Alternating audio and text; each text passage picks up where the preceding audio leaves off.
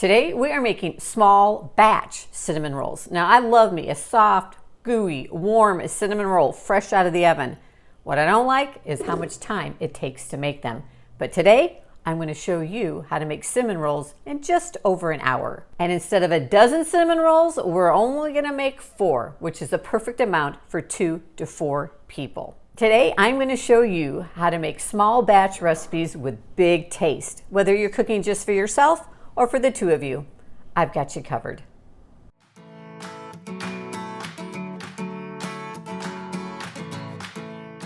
Hi, I'm Leanne from YourHomeBasedMom.com, and today's recipe is going to change your life.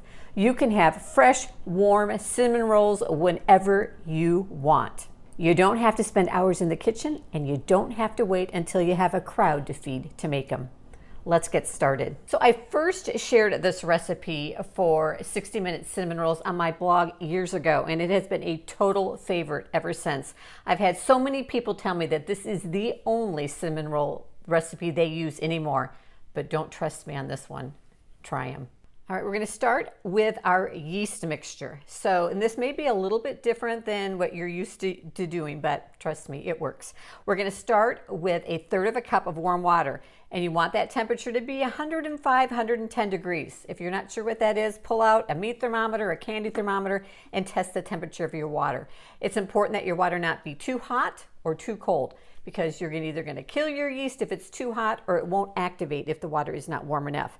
So we're going to add in some other ingredients to our water, and it's really important too that they not be cold. We're going to use 1/4 cup of buttermilk. Now you don't want to pull this buttermilk straight out of your refrigerator. You want to bring it to room temperature first, okay? So we'll add in our 1/4 cup of buttermilk. We're going to add in 2.5 tablespoons of melted butter, and again, you want to make sure it's not too warm, too hot, just the right, about the same temperature as your water. We are going to add in 3 tablespoons of sugar, and then our yeast. And we're going to use a tablespoon of active dry yeast. Then we're going to just take a spoon, we'll mix this together, and then we're going to let it sit for about 5 to 10 minutes until it gets nice and foamy and bubbly.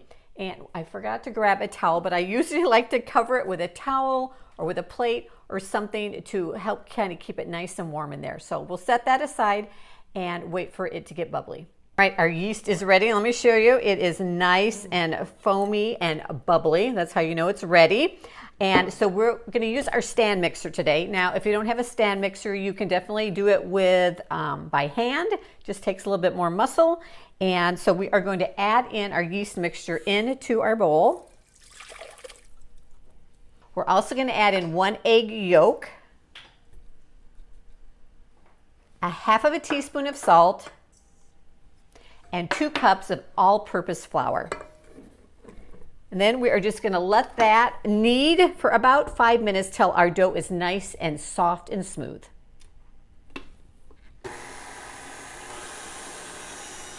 All right, so it's been about 5 minutes. Our dough is nice and soft. And what we're going to do now is we are just going to leave it right in the bowl, cover it with a cloth, and let it rise for about 10-15 minutes. So while our dough is rising over here, we're going to mix together the filling for our cinnamon rolls. And you are going to need 1/2 tablespoon of melted butter.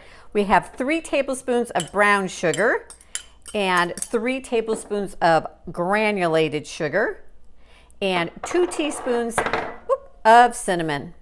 And then we are just going to stir that all together, and it's going to resemble wet sand. All right, our dough has risen for about 10-15 minutes. Now, it's not going to totally double in size, but that's okay. We're going to let it rise for one more quick rise, and then it will also rise in the oven. So we're going to just take our dough, and I just like to give it a couple kneads by hand. And then we are going to make sure there's a little flour on your counter to keep it from sticking. Put a little flour on your rolling pin, and we're going to roll it out into a rectangle, probably about 9 by 6, I would say. And I just like to rotate my dough. I'll roll it one way, and then I'll rotate it 45 degrees, 90 degrees, 45 degrees. 90 degrees. 90 degrees. Math was never my strong point, okay? All right. until we get it, like I said, about a 9x6 rectangle. Doesn't have to be exact. Then we are going to take our filling that we've mixed up already, and we are going to spread that over the surface of the dough. And I avoid the very edges just because as you roll it up, it's going to push the filling forward. So you don't need to get it right up to the edge because it will move up there as we roll the dough up. All right, and then we are going to take, I'm going to just rotate this around because I want my long edge this way, okay? So we're going to start rolling it up along the long edge and just tuck it up in there, get all that filling in there. And then we're going to roll it up and put the seam along the bottom, okay? And then I just kind of like shape it with my hands to make sure it's about the same thickness all the way down. Now, the next thing you need is you're going to need your pan, and I'm going to use this little pan, and I will link to it down below. It measures about 9x6, and it's the perfect size for 4 large cinnamon rolls. Now, we can cut these into 4 or 6, just depending on how many you need. If you do it 4, it makes 4 really nice size big cinnamon rolls. If you want them a little smaller, you have a few more people to feed, you can totally cut it into 6 cinnamon rolls. So now a little trick for you, how I like to cut my cinnamon rolls is I use sewing thread. You can also use a dental floss if you don't have any thread. I just recommend you not use mint floss because you don't want your cinnamon rolls tasting like mint. But I'm just going to take my thread and I'm going to slide it underneath my dough right to the middle, and then I'm just going to lift it up, cross it over, and pull it right through, and you are going to get a nice, beautiful, clean cut, and it won't smash your cinnamon rolls down. If you use a knife, it can kind of smash them down. So it's at this point you could decide, okay, I want some smaller cinnamon rolls and cut it into each half into 3, but I want them nice and big today, so I'm going to cut them in just in half. So I'm going to have 4 cinnamon rolls. And there we go. All right, now I have greased my pan, and I'm just going to place them on there, and I kind of just push down on them a little bit, kind of flatten them just slightly.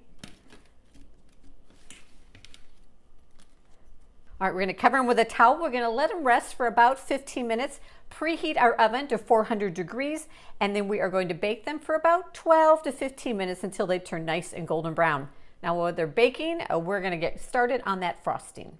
Now, while our cinnamon rolls are in the oven baking, we are going to mix up the frosting that goes on top, which is my personal favorite part of a cinnamon roll. I love frosting. So we're going to do it just by hand because we're working with such small amounts. I've got a tablespoon of softened butter in here, and I like to just take my spoon and kind of smash my butter just to make sure it's nice and soft so that it incorporates well with our 1 cup of powdered sugar. And then we are going to use a half a teaspoon of vanilla extract. If you're an almond fan, you could add in almond extract. And then we are just going to start mixing that together, and then we're going to have to add in some other liquid. And I'm going to use today whipping cream, but you could just use regular milk, half and half, whatever you happen to have on hand. And now I just start with a little bit at a time. It's just probably like a tablespoon, until I get it the consistency that I like for spreading on my cinnamon rolls. Cinnamon rolls are out of the oven, and I just wish you could smell them. They smell amazing. So they are ready to frost. Now, 2 options. If you like your frosting to be more like a glaze over the cinnamon rolls, go ahead and frost them while they're still pretty warm. If you would prefer it be more like a frosting and sit on top of the cinnamon roll, let them cool for a while. So I have let mine cool for just a little bit. But then I'm just going to take that frosting we mixed up and smother the whole top of our cinnamon roll with it. So good. Now, don't forget that if you're looking for a full batch version of this recipe, up there, you're going to find that. It makes 12 cinnamon rolls, where today's version, we made 4. But you could make 6 if you wanted. All right, the only thing that's left to do is give them a taste, of course. Now, make sure that you check out all my other small batch recipes, which you're going to find right over here. And one of my personal favorites is that Texas sheet cake one. Don't miss that one. You're going to love them. So next time you have a craving for a fresh, warm cinnamon roll, all you're going to need is about 60 minutes. Don't forget, you can find the recipe for this small batch 60-minute cinnamon rolls in the description down below. And be sure to check out my other small batch recipes here on YouTube. And do not miss that small batch Texas sheet cake one. So good. And I'd love for you to subscribe to my channel by clicking down below, turn on notifications, and click that little arrow to share my channel with anyone you think might enjoy these small batch recipes. And I'll see you back in the kitchen next week.